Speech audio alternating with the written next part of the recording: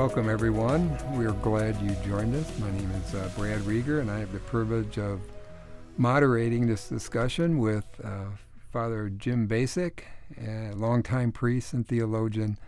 And Father Basic, it's good to be with you always. I'm looking forward to it, Brad. So this segment, we're going to talk about Jesus according to Luke, and eventually, specifically, we're going to get to this idea of working for justice. Luke obviously was really focused on economically and socially poor, disenfranchised and oppressed, and just really people living on the margins. I just described Jesus basically also. So, yes. But we probably should do some setup about Luke's gospel. Yeah, right. And even further back, we might go back to the question that Jesus posed to his own disciples: who do you say that I am? And you know, over half the people in the world have a positive answer to that. That would be Christians who say, yes, he's the Son of God. That would be Muslims who say, yes, he's a great prophet and is a product of a virgin birth. And so we got over half the people in the world have answered that question positively. And there's other people searching to say, well, a person who's that powerful, that influential for 2,000 years, maybe I ought to find out, who do you say that I am? Now, we got four Gospels, right? We got what we call the Synoptic Gospels, Matthew, Mark, and Luke. We call them Synoptic Gospels because if you put them side by side, you can look at them together and you can see where they're exactly the same word for word, and in other places they will be different. And so the common theory, we call it the two-source theory, is that Matthew and Luke copied from Mark, that Mark wrote first around the year 70, I would say after 70. 70 is a known date because that's when, after a 4-year siege of Jerusalem, the Romans captured Jerusalem and destroyed the temple. That's in 70. That's a historical event we know. So say Mark wrote right after that, and then Luke and Matthew have his in hand when they write. And there's other places where they're exactly the same, Matthew and Luke's exactly the same words, but not in Mark. And we figured there had to be a written source if it's word for word. We call that the Q document, so scholars call it. We don't have it, but you can reconstruct it by looking at what's in Matthew and in Luke that's the same or slightly different. So we get Luke's gospel as he wasn't an eyewitness. You know, he borrowed his material. He told us in the introduction, I'm investigating the historical sources. And so his main historical source was Mark, the Gospel of Mark, and then this Q document. And of all the gospel writers, Luke was probably the best writer, great, beautiful, elegant Greek writer, contrast to Mark, who was a poor writer, really. And so we have a distinctive figure then. Each of the Gospels, if we look at them individually, give us a little different picture of Jesus. So we say Mark, he's an exorcist. He casts out demons. In Matthew, he's a teacher, goes up on a mountain like Moses, teaches the people. In Luke, I would say a summary phrase, he's a prophet of justice. One way of thinking, he's a liberator.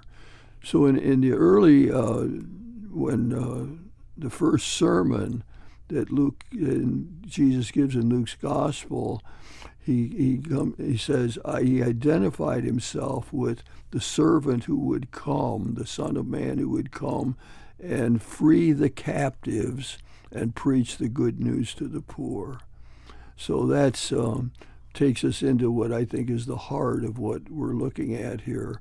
Luke sees Jesus as this one who came to preach the good news to the poor and to free the captives. Yeah, and there's some really poignant stories in Luke. Yeah. Let's go back to his first great sermon in So Matthew and Luke, we figure, got the great sermon. Matthew's a Sermon on the Mount, which is most known to people, and Luke's sermon from the Q document. Is it named Sermon on the Plain? I'd never seen that term before. Yeah. Well, you contrast with Matthew, who has Jesus like Moses, goes up a mountain and preaches from there. Luke has him preaching at a plain. So they change it, but one of the key differences on the point we're talking about here, if you read Matthew's gospel, this great Sermon on the Mount, like Moses, he says, "Blessed are the poor in spirit," right? When you read Luke's Sermon on the Plain in chapter 6, it says, Jesus says, "Blessed are the poor." Nothing just about poor in spirit. Blessed are the poor, straightforward. And then he goes on to reinforce his point, and woe to the rich. Woe to the rich. That's going to be tough to talk about, Brad. Yep. Especially those of us who are privileged, you know. Woe to the rich. So, but that's the difference. Most scholars think that Luke is the one who was faithful to Q. That the document originally said, "Blessed are the poor," and Matthew softened it or did a great pastoral job of showing how it meant you could speak about it to people who are more affluent. Blessed. So I'm going to go with Luke, the idea that "blessed are the poor" is what is his stark phrase, and strengthened by "woe to the rich." And it's more encompassing than "blessed are the poor in spirit." Yeah. Right. I don't know if it's more encompassing. It's starker. It's more challenging. It's harder for us to talk about. Yes. Presuming a lot of people listening are well-to-do American people, you know. So that creates some of the problem, which maybe we should address right away. Because there's stories. Let's wait a while. Let's see what else Luke tells us. How about the guy who builds grain? Has a great harvest. Will make some sense, right? Save up for a rainy day or a famine. Yeah, it makes sense, doesn't it? You're going to build bigger barns and so on. And then that stark phrase that I know people who use this phrase in their own life. This day your soul will be required. I know a person who remembers that phrase every day. They think they got their life in order, everything's wonderful. We just, got our bonus check for the year, large bonus. This day your soul will be required. The guy remembers that every day to try to get his priorities straight. But in the story, this guy's forgetting about God's things. He's got his priorities wrong. And he doesn't think about the things of God. He's just thinking about bigger grains. And, of course, you can put a benign into it. Yeah, he's thinking ahead. Good for him. Bright guy. Just put him a little money aside for if we have a recession coming up. You're going to save money for that. And this is a prudent thing to do. And yet Luke looks upon it as misguided. It's too greedy for Luke. He's not concerned about the things of God. Right. What would that mean for somebody in ordinary life, like who has a good job, works hard, and gets a promotion and makes more money, and saving for children's education and welfare, and needs it. Boy, now I'll be able to provide for my grandchildren someday, and make sure they can go to college. It's all wonderful ideas, I think, and laudable things.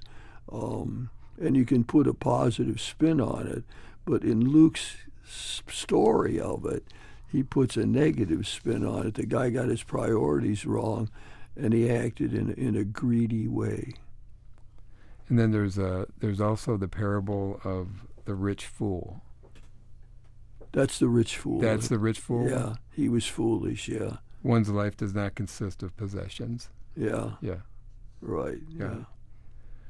What about the one about the preferential option for the poor? The dinner guests? That's something, I want to save that, Brad, That's as a big matter one. of fact. That's a big theme. Yeah, because that becomes more problematic for people. Make sure at the end you save time and don't let me talk through it. We are not. We will talk about the preferential option for the poor.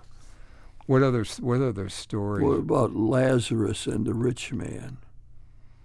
No, Lazarus doesn't have anything. He's lying at the door of the rich man, and who, I think the important thing, is doesn't notice him. And then when they both die, Lazarus, the poor man, is comforted in the afterlife, and the rich man suffers. He's thirsty, doesn't have water. Just let Abraham come and put a little bit of water in my mouth. So it's a reversal. You got to be careful of interpreting that. It can't get to the point of saying, well, Lazarus, because he was poor, is virtuous. Mm-hmm. You can't do that. Not all poor people are virtuous. Some are, some aren't. Some well-to-do people are virtuous. Some are, some aren't. Same thing. So it's not a reward thing. There's a reversal to the ordinary way thinking of life. When we think about life, when we have our friends who are well off and got good jobs and make good money and could go to Kenya for an African safari, we got those people.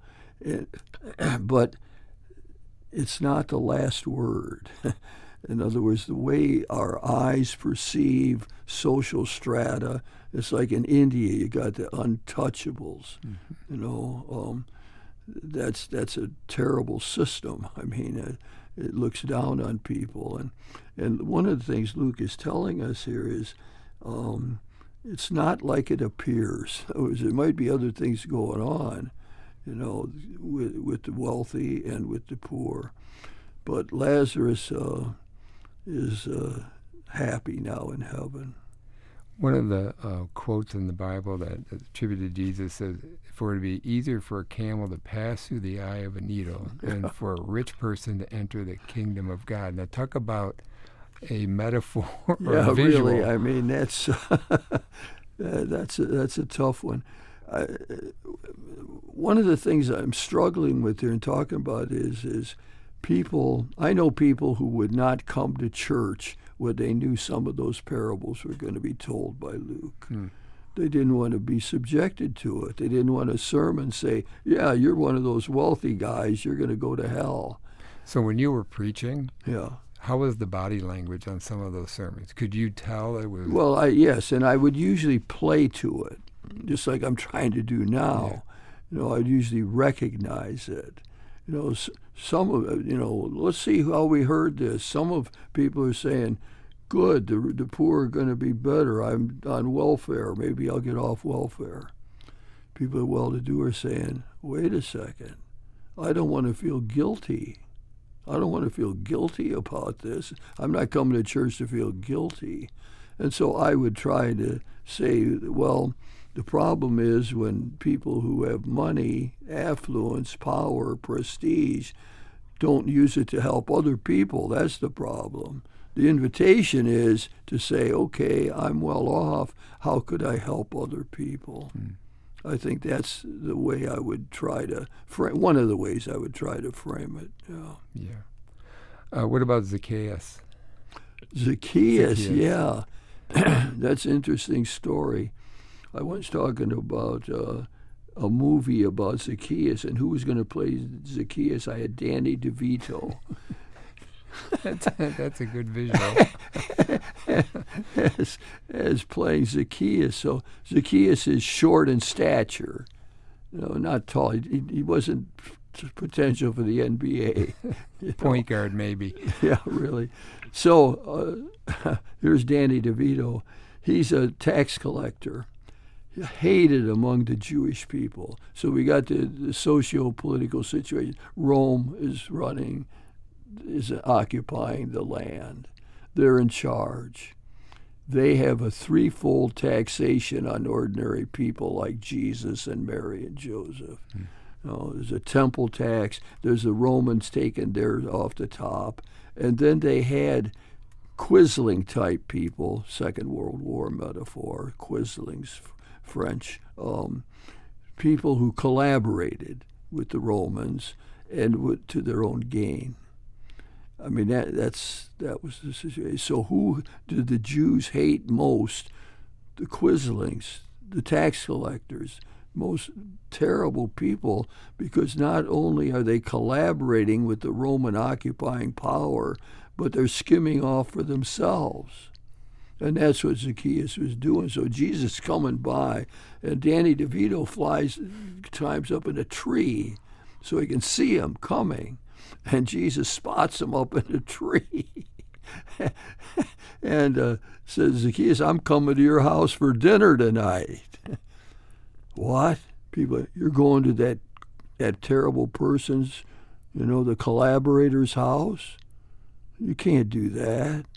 He's a terrible man. Jesus goes to his house anyway and visits with Zacchaeus. And the upshot is Zacchaeus says, yeah, I've been ripping people off. I'm going to give back many times over. People, and those who I distorted, I'm going to take care of. I'm going to give money to the poor. And so we got a conversion moment where Zacchaeus turns it around, and Jesus commends him for that. But it's as though Jesus doesn't say, Zacchaeus, get out of that tree, I don't want to see you. Or the people will be disappointed with me if I come to your house. No, Jesus is straightforward. I'm just thinking about something you said before that usually jogged my memory, but let's remember Jesus himself was relatively poor. I mean, there's a lot of debate about it. I mean, Jesus wasn't starving like some people are in Africa right now. He wasn't starving. He was a Galilean peasant, but life was not easy, and he wasn't wealthy. He had no place to lay his head, it is said, when he was preaching, going around preaching and so on. So, but he wasn't a wealthy person. If you looked at that sign of who's the haves and who's the have-nots, he's among the have-nots and not among the privileged. So there's many rich stories that are challenging in this area. Yeah.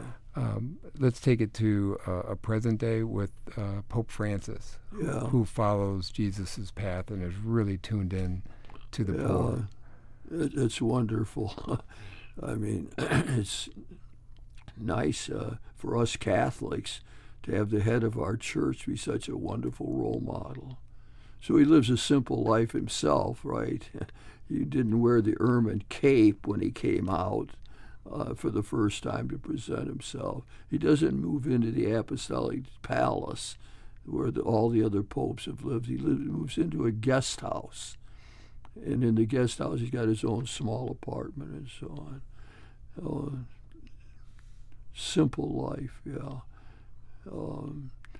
And with a great feel for the vulnerable, the outcasts, In the Hebrew Scriptures, God says, I hear the cries of the poor. I hear the cries of the poor. And if you want to be true, don't give me sacrifice. I don't need ritual sacrifice. What I need you to do is take care of the widows and the orphans and the aliens. That's true religion. That's how you live properly. Take care. Those are the marginalized people. Widows, a terrible thing. They didn't have any man to take care of them. It was a tough life.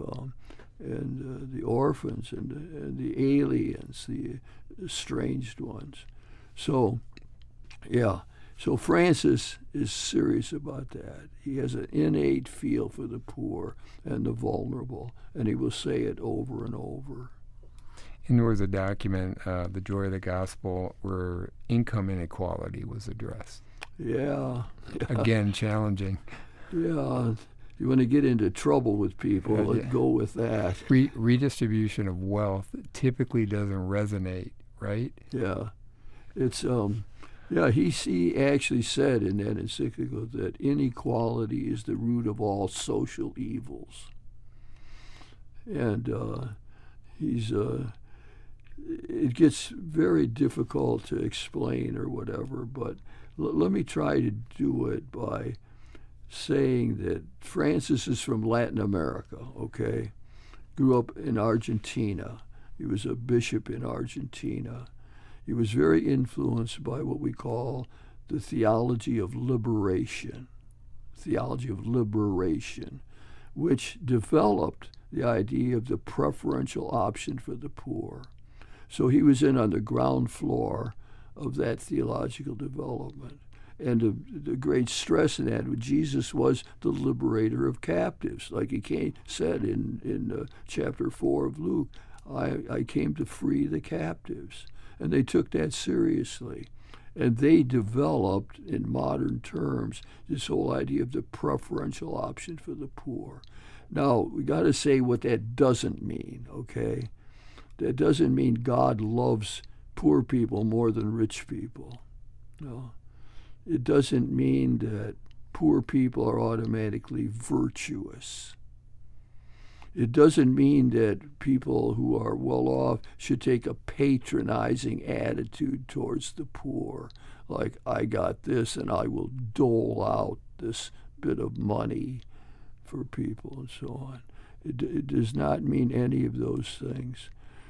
What it means that in a society we would judge it on how it does in taking care of the most vulnerable, the unborn, the poor, the marginalized, the disabled, and so on.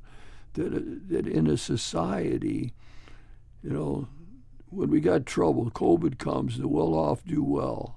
They're fine. They take care of themselves and so on. Who suffers the most? The poor. If there's a hurricane, who suffers the most? The poor. That they are the most vulnerable. They don't have the resources. So more positively, what Pope Francis wants is to say that we want to empower the poor.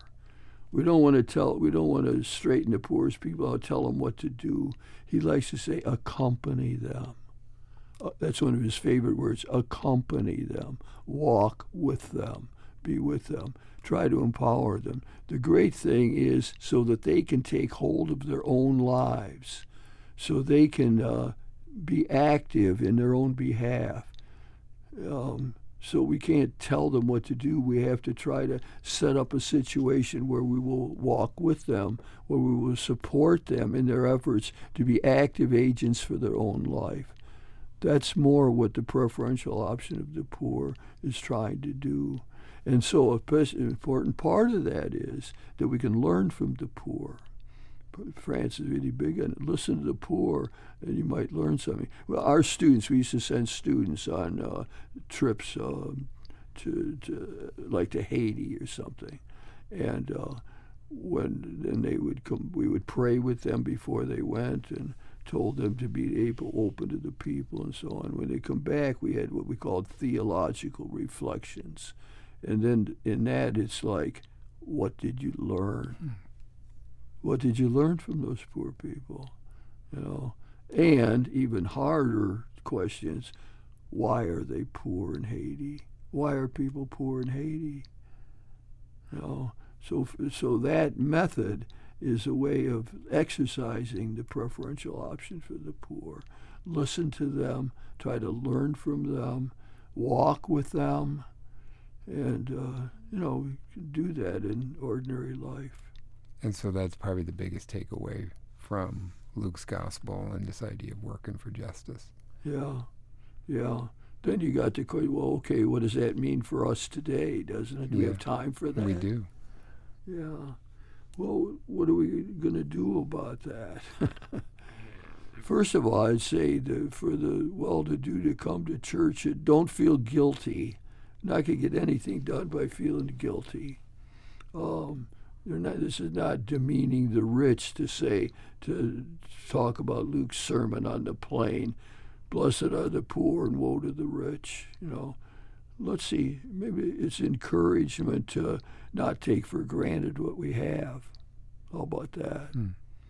Don't realize that we got a break. We're on third base, but we didn't hit a triple. We got, because you had your good parents, because you had opportunities in life and so on, that you're on. That's why you're on third base. That's why. So we have to be grateful for what we got. I mean, there's other ways of. There's an organization called Bread for the World. Bread for the World is a Christian group, and they try to lobby Congress on behalf of the marginalized and the poor. So one way of saying, well, okay, I want to help out. I want to accompany the poor. Join Bread for the World.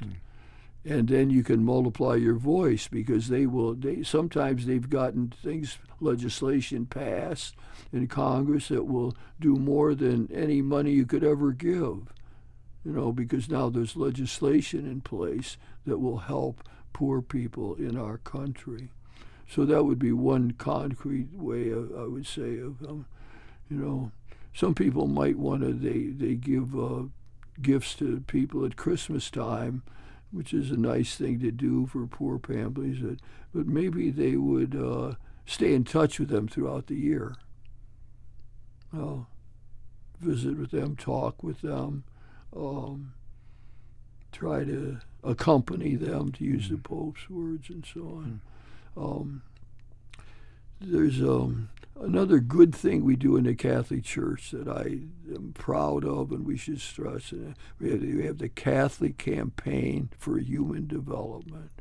That's it. We're collecting. There's two things that go on there. One is we collect money for self-help programs for the poor. I'll get back to that in a minute. The other thing is it's a chance to educate ourselves about the problems of poverty.